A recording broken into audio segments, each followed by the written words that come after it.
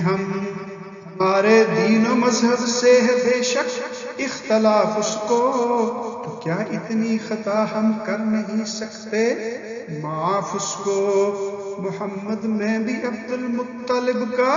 خون ہے آخر، قریش اور آل ہاشم ایک ہی مضمون ہے آخر، علی حمزہ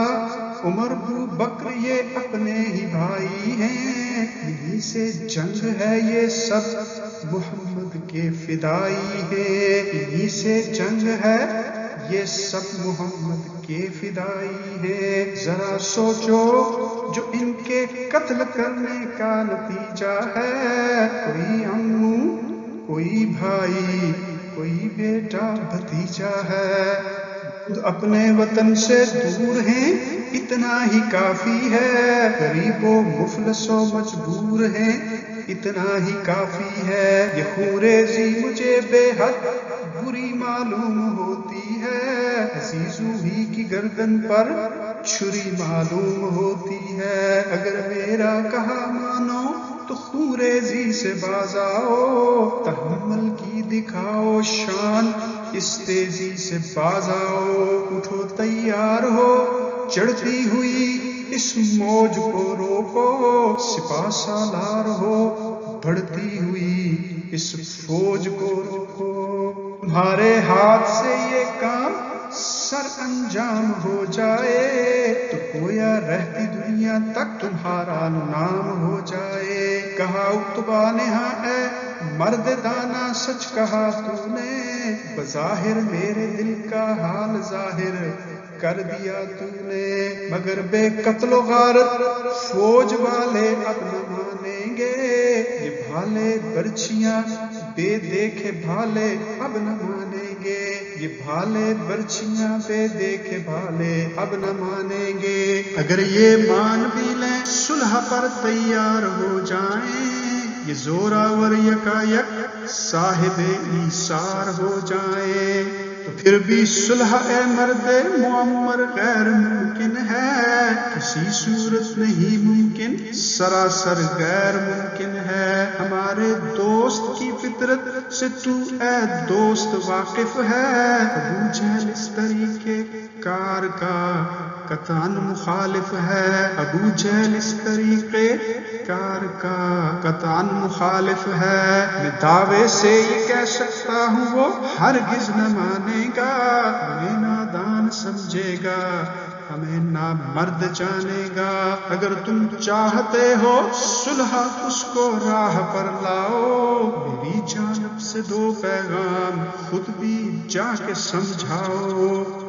اٹھ کر یہاں سے خیمہ ابو جہل پر آیا، تو بحر جنگ اس کو تیر پھیلاتے ہوئے پایا، سجھا کر اونچ نیچ اس کو لیا پھر نام عتبہ کا، بڑے لطف اور نرمی سے دیا پیغام عتبہ کا، کہا اس قتل و خوریزی کا آخر کیا نتیجہ ہے، کہ عبداللہ کا بیٹا ہے تمہارا بھی بھتیجا ہے، لڑائی میں ہماری فتح ہوگی پھر بھی کیا ہوگا، کہ دامن سر بسر خون عزیزاں سے بھرا ہوگا، اجھل اور راہ راست پر آ جائے کیا ممکن، جہنم سے قدم کافر کا ہٹنے پائے ناممکن، یہ باتیں سنتے ہی ظالم کے نتنوں سے دھواں نکلا، یکا یک فتنہ بن کر ناریے آتش زباں نکلا، پکارا اے قریش اے لات و عزا کے پرستارو، سپاہ سالار عتبہ ہو گیا نامرد اے یارو، یہاں تک آ کے اب پہلو تہی کرتا ہے لڑنے سے، محمد کو مقابل دیکھ کر ڈرتا ہے لڑنے سے، سمجھ جاؤ کہ بے معنی نہیں خوف و خطر اس کا، مسلمانوں میں شامل ابو حذیفہ ہے پسر اس کا،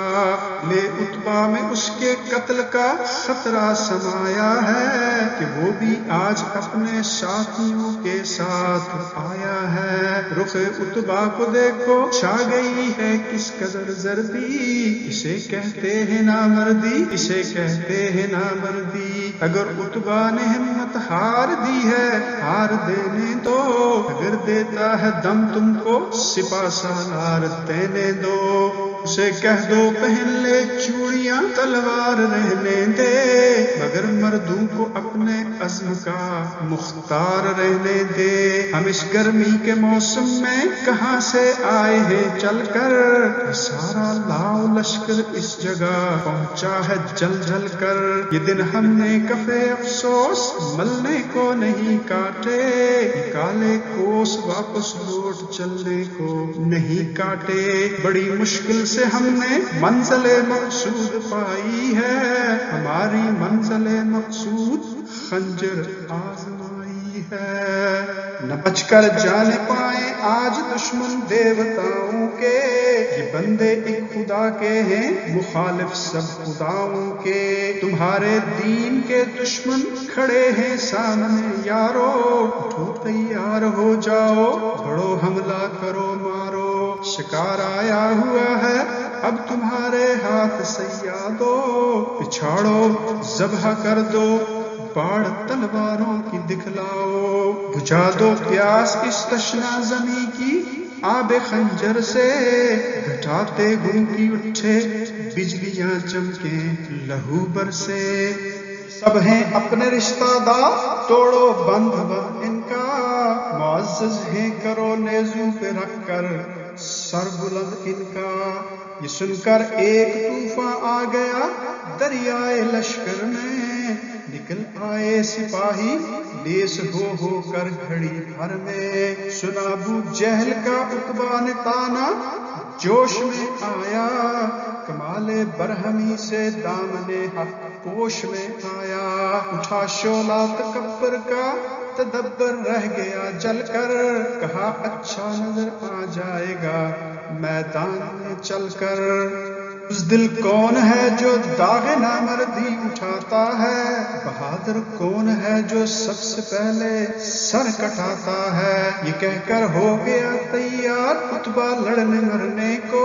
غریبوں بے گناہوں کے لہو میں ہاتھ بھرنے کو، غریبوں بے گناہوں کے لہو میں ہاتھ بھرنے کو، سواروں نے پیادوں نے سنبھالے برچھیاں بھالے، سروں پر خود پہنے اور چہروں پر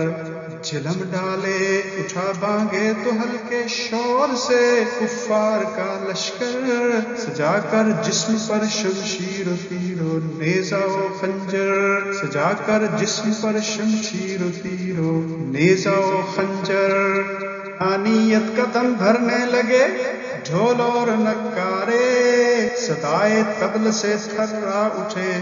دشت و جبل سارے، آنیت کا دم بھرنے لگے ڈھول اور نکارے، صدائے طبل سے تھرا اٹھے دشت و جبل سارے، درندے خوف کا کر جا چھپے تاریک غاروں میں، ہوا ایک حشر برپا جاگ اٹھے مردے مزاروں میں، چلے جب جنگ کو کرشی جوان تیار ہو کر، ستارے ڈر کے مارے سو گئے بیدار ہو کر،